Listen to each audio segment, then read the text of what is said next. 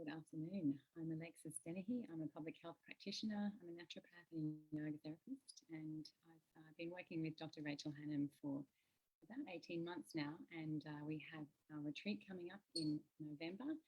And this is an open discussion. We'd like to invite your questions about retreat and what to expect. So please feel free to post those as they arise, and I'll be checking in at about the 5:10 mark. So we're missing Dr. Rachel Hannam tonight. It's a beautiful family member's birthday party, so I hope she's having a wonderful time. And I believe there'll be a few of you dropping in to tell me that there's no video. Hello, thank you, Mia. Very helpful. So I thought I'd start in response to a question we had at our last workshop, which was around how Rachel and I met and how we started working together. And in fact, it's thanks to a mutual friend of ours who many of you will know. That's Jeremy Gates, who appeared on the show last week. He's a hypnotherapist, a Gottman practitioner, and a wonderful friend of both Rachel and myself. And it was post-COVID time. We were all starting to open our shutters again, and we were looking for exercise buddies. So the three of us met and ran on the river twice weekly for about 12 months. And we just started talking about our own personal meditation practices together. And we started talking shop, really. We started talking about clients. Ultimately, we have teamed up around a number of our clients who we hold very precious and dear. But essentially, we've been talking during this time at the crossover between contemplative traditions, including meditation and yoga, and the scientific traditions of psychology and neuroscience. And I think for all of us, it's been a really fascinating study, and I feel like we're really just scratching the surface. So some of you watching will have attended last year's retreats. Rachel and I have run a couple together. Jeremy has also been present with us. So last year we had our first retreat in May, and then we had an August retreat. And this year we have a very special 4-day event. So we hope you'll be saving the date and hopefully booking in, because places are filling up. That date for your diary is the 18th to the 22nd of November. So what most of you may realise if you've done any therapy yourself is that psychologists often recommend practices that stem from contemplative traditions. So in fact, if we look at CBT and present-centered therapies, they all have their origins in similar place as mindfulness. Mindfulness comes from a Pali word. In fact, there's 2 words that it stems from, and they are sati sampajan. Sati is clear comprehension, and sampajan is to remember. So when we're practicing mindfulness, we are practicing clarity and comprehension, and we're practicing remembering, and that one's quite an interesting word for me. And I do find when I'm meditating, I often remember something that I've been wanting to hold in my mind, that with the busyness of mind I may have forgotten. But I think it's also about remembering. In fact, there's 5 remembrances in Buddhist tradition, and they are basic things like we are all immortal. We will only have a body for so long, and we'll only have things around us for so long. We're all subject to illness, and change is inevitable. So these are the things that we are remembering. And if you have engaged in therapy, you will no doubt have practiced a lot of these techniques that stem from contemplative tradition. So one of the questions that was asked recently was, what am I going to get out of retreat that I can't get one-on-one? And I think that's a great question, because it is quite a different experience. Particularly with the 4 days, we'll have an opportunity to really get quite deep. And the group, for those of you who've been on retreat, will remember that the group itself carries a potency. And there's something about the extra personal relationships that form on retreat So I would say that that's one of three primary benefits of retreat, as separate to one-on-one therapy, is that there's a much stronger focus on our extra personal therapeutic value. And in fact, I just read an article today that suggested that even 15 minutes of daily meditation can decrease the negative affect of relationship in partners, which means that essentially, especially romantic relationships can be improved, but also our family relationships, our collegiate relationships can be improved just by sitting quietly, following the breath 15 minutes a day. So more and more evidence is demonstrating the extra personal value, where traditionally we've been focused on the intrapersonal. That's one of the primary benefits of being on retreat in a group setting, and it's a beautiful small group. We focus heavily on a collegiate approach, but also we define that the retreat is a completely confidential space. So anything that comes up stays in that space. The other benefits are that you will have an opportunity to practice integrating in your daily life. So we also focus on things like nutrition and exercise, and plenty of space just to integrate your experience. So where in a one-on-one situation you may have 1 hour to dig, you'll have an opportunity to deepen and deepen and deepen, and to integrate that with your daily habits. And the third benefit is that contemplative practice is traditionally taught in a retreat manner. So that is in a space where you deliberately move away from the personal stuff of daily life. And this is something that I think is not really focused on that much in a therapeutic space, but is unique to contemplative practice. And I know Rachel and myself have both attended retreats over the years. My personal practice is in Vipassana meditation, which is taught as a 10-day silent retreat. And it's a global movement, all volunteer run. And that's said to stem from the very original teachings of the Buddha himself. And it's a very pure practice. It is, having said that, it is non-denominational. It's taught in a way that is very accessible. And that's a commitment that both Rachel and I have made also, that we bring the practices back to the essence of who we are, which is just a body and a breath and a paying attention. So this tradition of, I guess it comes from a monastic tradition, where we remove ourselves from our daily lives to remember who we are when we're no longer at the demands of our clients or our colleagues or our children or our partners, but really stripped back to our more basic sense of selves. And that is in fact the sole goal of yoga. And Rachel and I often find ourselves landing at the same point, which is quite fascinating considering that we haven't known each other for the majority of our lives. And that is the one thing that we agree on, that the goal of both yoga and therapy is to stand in our basic nature.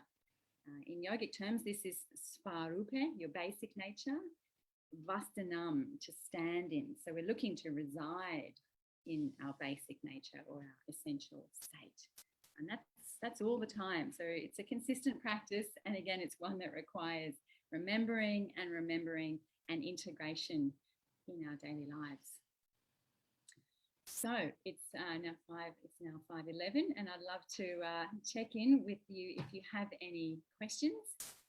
There are some frequently asked questions up on the website. If you'd like to take a look, it's onenaturaltherapies.com.au, and that's /retreats 2022.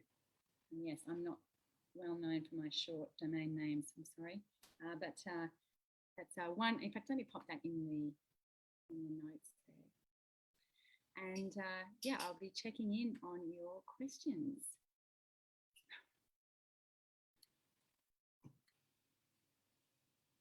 Now, I'm wondering whether you've seen me. How many people are able to attend? Thank you, Libby. The maximum we've had on retreat is 21, but we find that the ideal is about 14. So it's anywhere between that we will take. And the reality is we assess the group as you come. So some will need a bit more space than others. Some will need more social engagement than others. So we can take up to 3 people per cabin. The cabins are really beautifully decorated. They each have 2 single beds and a queen bed. And we found that 3 to a cabin actually works really well. It's a large property, so there's plenty of room to find your own space. The beach itself is only a 5-minute walk. So thank you for that question, Libby. It'll be somewhere between 14 and 21. And Sarah asks, are return retreaters welcome? And absolutely, yes, Sarah, we would love to see you. And in fact, this will be the first time that we welcome pets on the retreat. The venue that we've used for, wow, since 2014. So that's, you know, we're really coming on, this is our 12th retreat.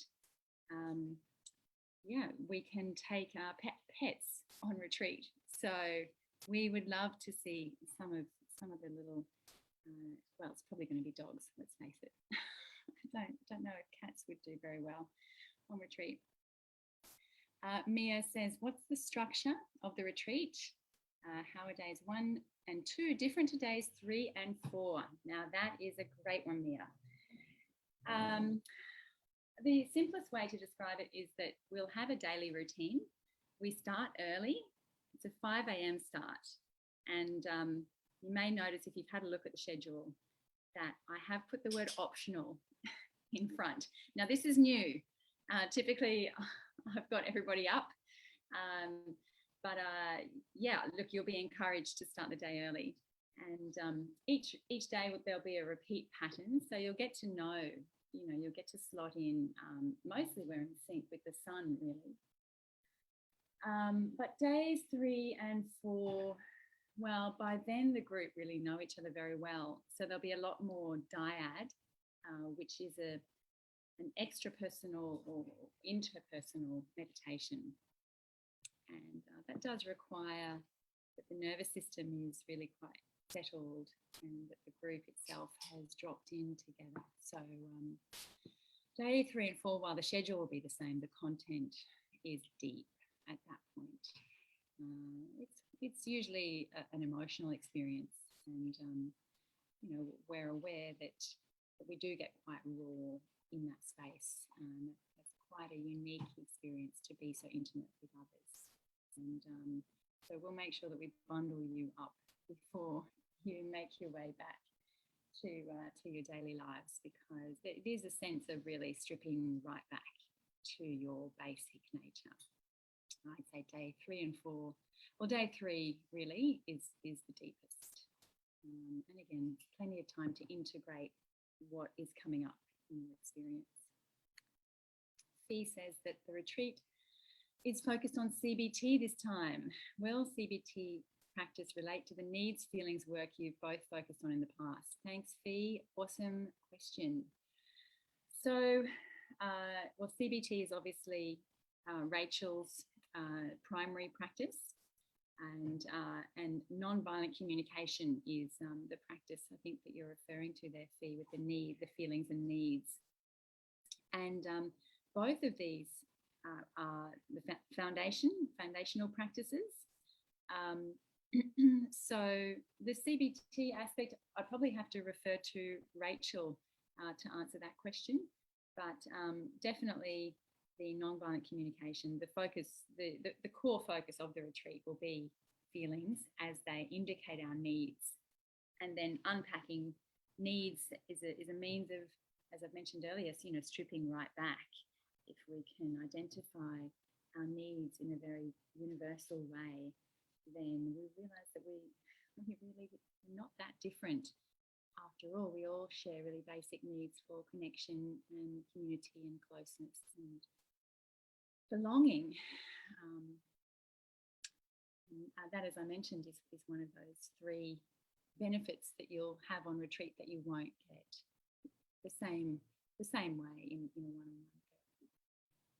So I'll reference, I'll just tag Rachel on that one to see if she has anything to add around CBT. Mia says she has mixed feelings about CBT. This is good to hear. The reason that I've emphasised it in our marketing is that I've had a look at government regulations around trauma-informed policy. And this is something that Rachel and I are both passionate about. A trauma-informed approach essentially comes from the US and the work that's been done by pioneers, Dr. Bessel van der Kolk, Gabor Mate, Peter Levine, and they've done a lot of work with Holocaust survivors and Vietnam War vets. Fascinatingly, Bessel van der Kolk suggests that yoga therapy is more effective than medication in treating trauma. He really is, he's done some pioneering work there. So when I've had a look at the government regulations around a trauma-informed approach here in Queensland, the suggestion is to use CBT-based therapies and present-centered therapies. I do know that Rachel would suggest that NVC does fall in the category of CBT. So I'm hoping that I'm not getting too complex with the acronyms here. I think we can essentially say that we'll be focused on feelings and needs. Thank you for raising it, Mia. And she's also asking, how do we get there? Okay, so Stradbroke Island is, it's surprisingly close, but it feels a million miles away. It's about a 45-minute drive to get to the ferry stop, and you can either take your vehicle over. It's around about 140, 150 return, or you can catch the water taxi, and that I think is $14 or $15 return. There's a bus that meets most of the water taxis on the island. So that's all accessible via I think it's Sea-Link, the Stradbroke Ferries website. Again, I'll put that in the link here so that you can book your ferry ASAP. Definitely worth getting in early. And we'll be starting from 1 o'clock on the Friday. So, of course, you're welcome to head over early and go and scout around. It's always beautiful to orient yourself as to where you are on the island. We're on the bay side, which is the quiet side of North Stradbroke Island. So once you're on the island, it's about a 20-minute drive from Dunwich, where you'll land, to Amity Point, where our retreat is. So all up, it's a couple of hours journey. He says, hi Mia, she's interested to understand how CBT might be approached. Nice one. And Miko is keen to come. That is good news, Libby. We would love to have Miko along. Mia asks, will there be time for decompression breaks during the day, or is it pretty full on? Yeah, that's a great question. Okay, so in response to that, I'm going to say that all of the workshops are optional. You'll be encouraged to attend all of them because we don't want you to miss out. And I think if you've done any work with Rachel and myself, or even if you've tuned in on these videos, you'll get the sense of our level of intensity. I think we are pretty driven towards deepening and uncovering and self-exploration and self-inquiry. But we know that there needs to be time to just, decompress is a great word, or to integrate. So there'll be at least a couple of hours each afternoon to wander. As I mentioned, the beach is close by. There'll be plenty of short breaks just to be honest, we spend a lot of time gazing at the ocean. So We like to think that there's a good balance, but we do let the group guide. So every so often we have, ended a workshop early if we've all needed a break, or similarly, or vice versa, I should say, if we're really sinking in deep and we're in the thick of something quite meaty, we'll just stay and we'll keep going. So we do have some level of flexibility for the fact that the group is all working together. But yes, thank you, Mia. Time to decompress is essential, and such a beautiful space. It kind of happens by the by. So Sarah is, Mia's saying 5 a.m. We don't know her. Yes, you might be taking up the optional. You might like to give it a go. You might surprise yourself. 5 a.m. is pretty magical. Sarah says you mentioned 3 to a cabin. If the space is available, is it possible to sleep alone? Yes, Sarah, absolutely. And speak to me in person about that. You're not the only one. There are a few people who've asked to have a cabin to themselves. So yes, that is possible. And as I mentioned, we like to be able to be flexible around that according to the needs of the group. So I'll definitely be in touch with you one-on-one about that, Sarah. Thank you for asking. Mia says it's probably worth noting there are 2 points the fairies land.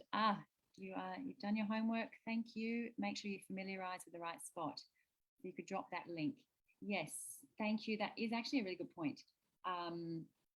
The flyer goes to a different place. So I'm going to ask you to use C-Link. If you could specifically use the link that I add in the comments, and I'll also make sure that it's on the website, then that will just make sure that we're all going to the same place.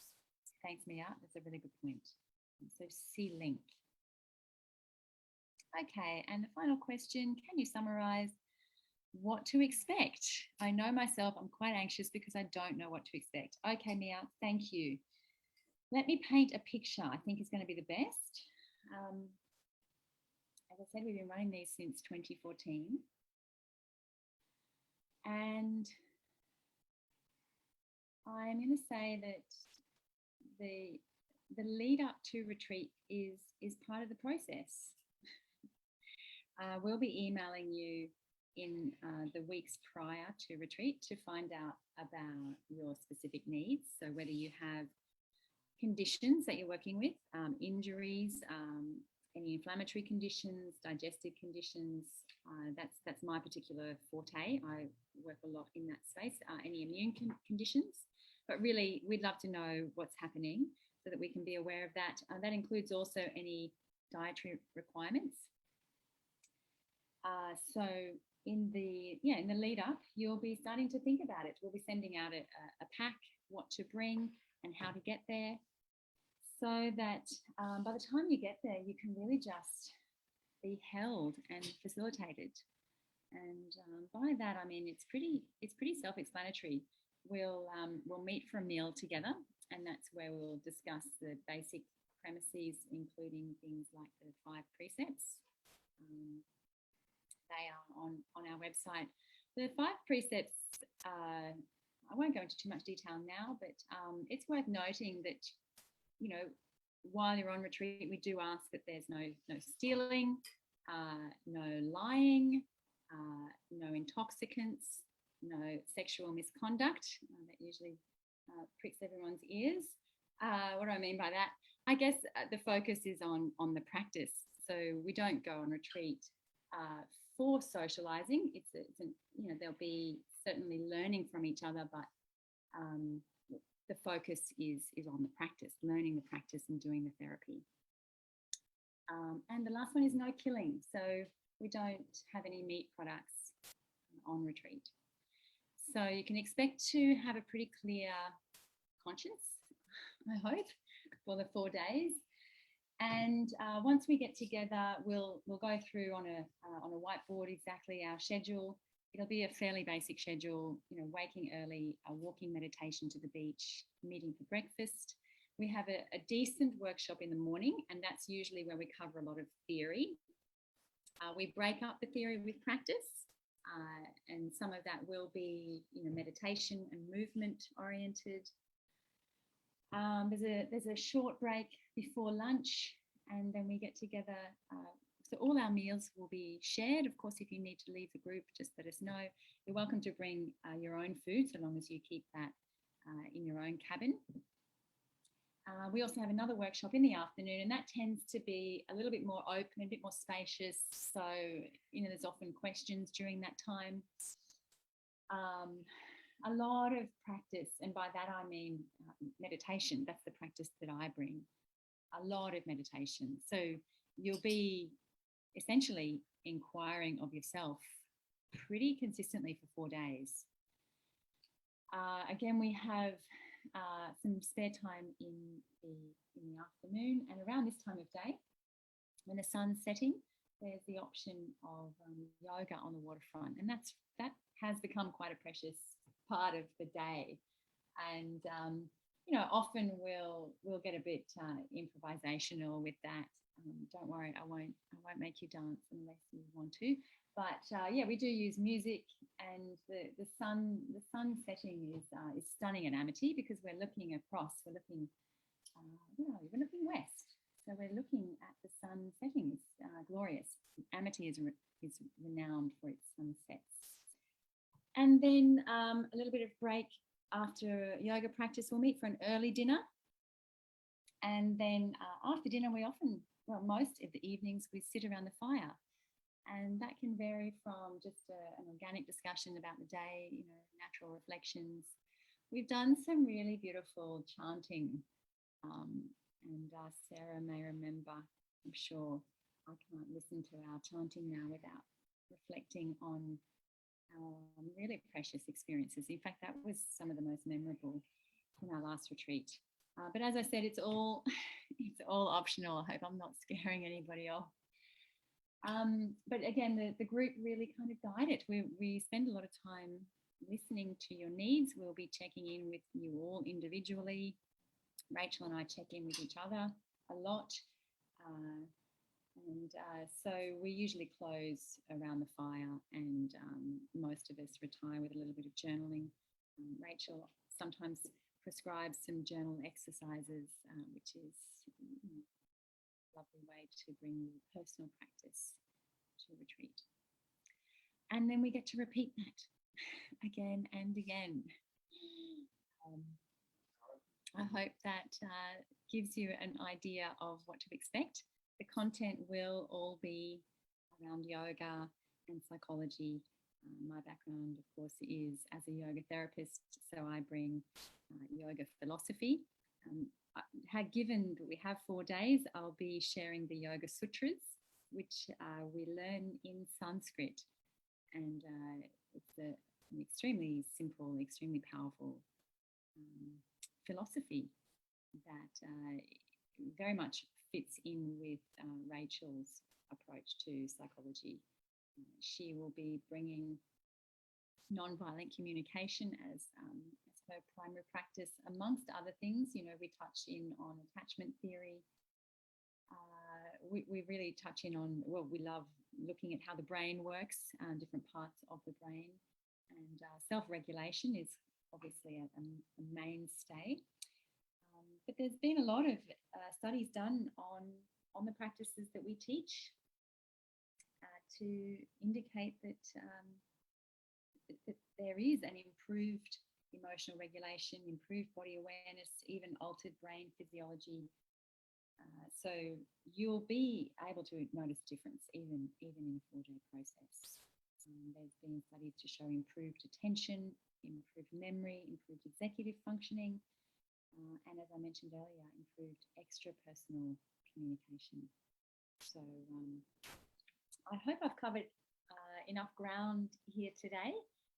We would also like to invite NDIS and other carers to join us. Of course, those who are covered by the NDIS scheme, we would really love to bring a trauma-informed approach. And we, as far as I have seen, we are the first retreat to be offering a combination of yoga and psychology. I think we're potentially even the first trauma-informed retreat.